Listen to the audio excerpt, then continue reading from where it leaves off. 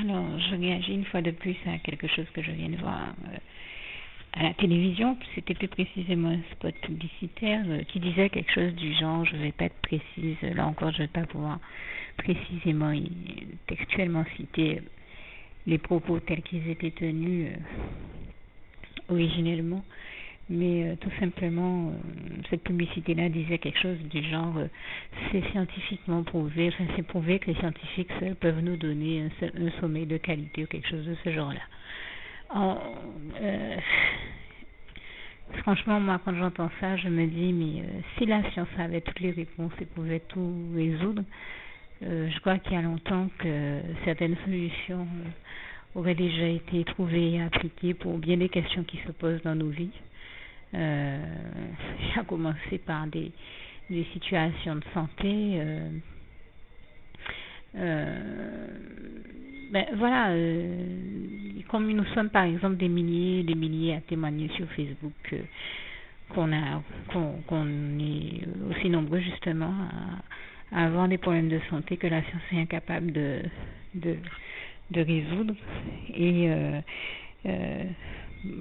j'en témoigne puisque moi-même ça m'est arrivé il n'y a pas longtemps et avec un frère en Christ, il nous est arrivé d'être malade, d'avoir des symptômes et que personne n'est tout bonnement capable de nous expliquer et encore moins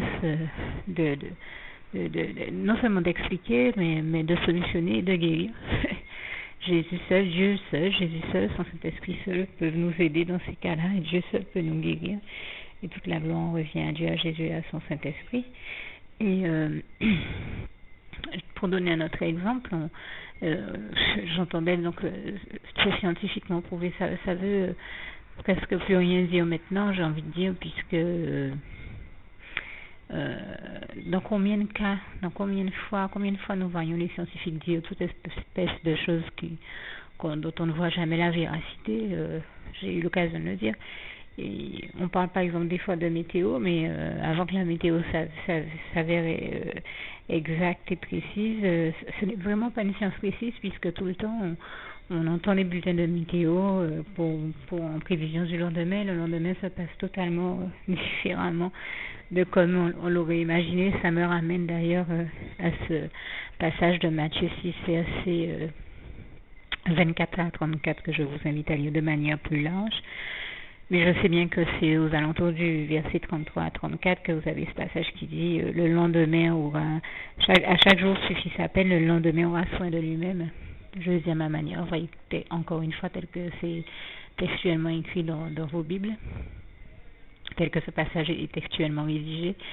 En tout cas, très concrètement, voilà, si les scientifiques pouvaient tout résoudre et étaient capables de nous garantir quoi que ce soit, eh bien, il y a longtemps qu'on serait bien plus loin que ça. Et j'en veux pour preuve que j'ai entendu encore justement, ou peut-être à la période de début de sécheresse de cette année chez nous aux Antilles, en tout cas chez nous en Guadeloupe, une personne qui intervenait et qui disait écoutez, je commence à être un petit peu fatiguée d'entendre le discours qu'on tient chaque année. Chaque fois que la sécheresse survient et avec elle le manque d'eau, ça fait des années que les scientifiques, les politiques et toute espèce de personnes savent très bien que nous allons manquer d'eau comme chaque année et ça fait plus de 10 ans, donc on sait très bien que dès que la sécheresse arrive, la pénurie d'eau vient avec elle et les scientifiques n'ont toujours pas été capables de trouver la bonne solution, d'appliquer la bonne solution afin qu'on ne soit pas dans cette situation chaque année. Depuis plus de 10 ans, tout le monde en parle. Il y a eu des milliers de réunions sur la question et une véritable solution n'a toujours pas été trouvée. Et pour autant, nous savons qu'il existe des moyens tels que la désalinisation de l'eau, et tout autre, il existe des solutions et pour autant il n'y a jamais eu une véritable solution, on va dire, qui soit appliquée au point de résoudre ce problème-là et de répondre aux besoins de toute la population. Dieu seul nous maintient en vie, Dieu seul pourvoit à tous nos besoins et ne nous laisse manquer de rien, tel que le psaume 23 verset 1 ou encore Philippiens 4 verset 19 le démontre bien. Et là encore, je dis toute la gloire revient à Dieu, à Jésus, à son Saint-Esprit. Et le sens majeur donc de mon propos en résumé était tout simplement de dire que le seul qui peut nous offrir des nuits et un sommeil de qualité, en réalité et en définitive, ainsi qu'une sérénité d'une telle qualité, c'est Dieu, c'est Jésus-Christ, c'est son Saint-Esprit. Jésus seul peut nous offrir la sérénité qui est de la meilleure qualité possible, puisque c'est la sérénité qu'offre la paix du Christ. Et on ne retrouve cette qualité de sérénité-là que dans les bras d'amour de Jésus. Cette qualité de sommeil et de sérénité-là qu'en dormant dans les bras d'amour du Seigneur Jésus. Et vous le savez, on ne peut parler bien que de ce que l'on expérimente. J'en parle parce que c'est exactement là où moi je dors, dans les bras d'amour du Seigneur Jésus. Et je lui rends grâce et gloire et le remercie encore parce que je n'ai jamais aussi bien dormi que dans ses bras d'amour.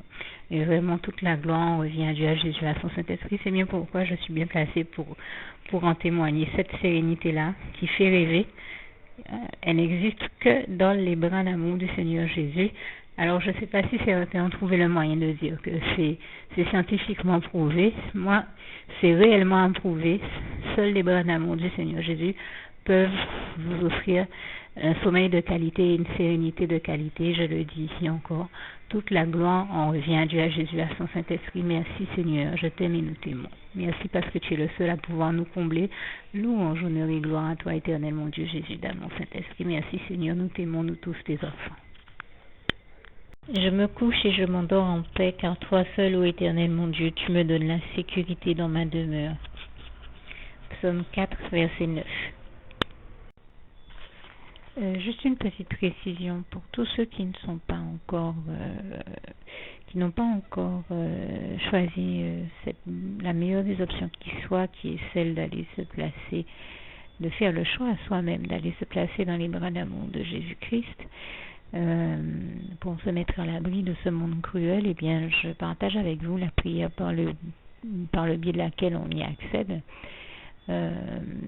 Et commence par vous rappeler également ce passage de Jean 14 verset 6 où il est écrit que Jésus-Christ est le chemin, la vérité et la vie. Nul ne vient au Père, Dieu, sans passer par le Fils Jésus-Christ, bien sûr. Je le dis à ma manière, vous regarderez comme il est actuellement écrit dans vos Bibles là encore. Et donc, n'hésitez pas à ouvrir vos cœurs à Dieu, à Jésus, à son Saint-Esprit, à être sincère avec lui et à lui adresser la prière qui suit, à lui dire tout simplement, éternel mon Dieu, Seigneur Jésus-Christ, moi, un tel, vous dites votre nom et votre prénom, je t'accepte aujourd'hui comme mon sauveur personnel, le seul maître et roi de ma vie. Je remets toute ma vie entre tes mains puisqu'elle t'appartient, éternel mon Dieu, puisque tu l'as créée, cette vie. Donc tu en es donc le seul maître et propriétaire comme de tout ce qui existe dans tout l'univers. Je remets donc toute ma vie entre tes mains, je te la donne. Merci, éternel mon Dieu, aussi de permettre que cette vie que tu m'as donnée continue à être à ta gloire et que je continue à te servir, à t'appartenir pour l'éternité, d'éternité en éternité. Merci aussi, Seigneur, de faire que je continue donc à te servir et à t'appartenir pour l'éternité, d'éternité en éternité. Et aussi, Seigneur, de m'accorder la grâce de ton pardon et de ta miséricorde pour tous les péchés que j'ai commis tout au long de ma vie, jusqu'à la date d'aujourd'hui incluse. Et c'est au nom puissant du Seigneur Jésus-Christ que j'ai fait cette prière.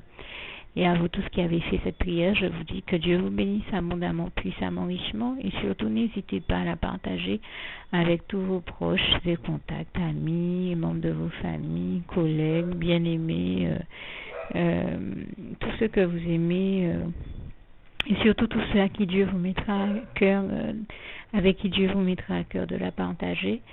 Et comme j'aime à le dire, si vous n'avez pas encore pris le temps de faire cette prière, comprenez bien que voilà, ça ne vous coûte rien de la faire, c'est gratuit, c'est indolore, et que voilà, vous n'êtes pas obligé de me croire, mais moi il m'est arrivé tout comme vous de devoir faire cette prière un jour dans ma vie, et quand on m'a proposé de la faire, je me suis dit, et si c'était vrai, et si c'était vraiment Dieu qui, par ce biais-là, m'appelait à lui et me demandait de lui donner ma vie, de l'accepter, c'était Jésus qui était en train de vraiment me tendre la main et qui était en train de me demander de l'accepter comme mon sauveur personnel, je ne pourrais pas passer à côté de l'occasion de lui dire oui, parce qu'il faut aussi que je reste ouvert ou ouverte à ce que Dieu peut avoir à me dire. Il faut que je garde mon cœur et mon intellect ouvert à ce que Dieu peut avoir à me dire. Donc je me suis dit, je ne peux pas courir le risque de passer à côté de mon éternité, de passer à côté des meilleures choses de la vie, surtout si le maître et créateur de la vie m'appelle et cherche à me sauver. Pour être sauvé, il faut bien que je lui dise oui, que je souhaite qu'il me sauve. Oui, Seigneur Jésus-Christ, je t'accepte comme mon sauveur personnel. Et c'est le sens de cette prière. Et comme je dis, elle ne nous coûte rien à faire. Et puis surtout, moi je vous dis, du jour où je l'ai faite, j'ai vu Jésus changer ma vie en mieux sur tous les plans. Et donc je crois que ça ne vous coûte rien, ça ne vous coûte rien vous non plus de la faire et puis d'expérimenter, de regarder comment les choses vont se dérouler dans votre vie, de regarder Jésus changer votre vie en mieux, à vous aussi. Et d'en faire l'expérience. Et pour en faire l'expérience, il faut commencer par faire cette prière. Donc si vous ne l'avez pas encore dite, réembobinez tout simplement cette vidéo ou ce document si vous préférez, réécoutez-le et dites avec moi la prière que vous m'avez entendu mentionner.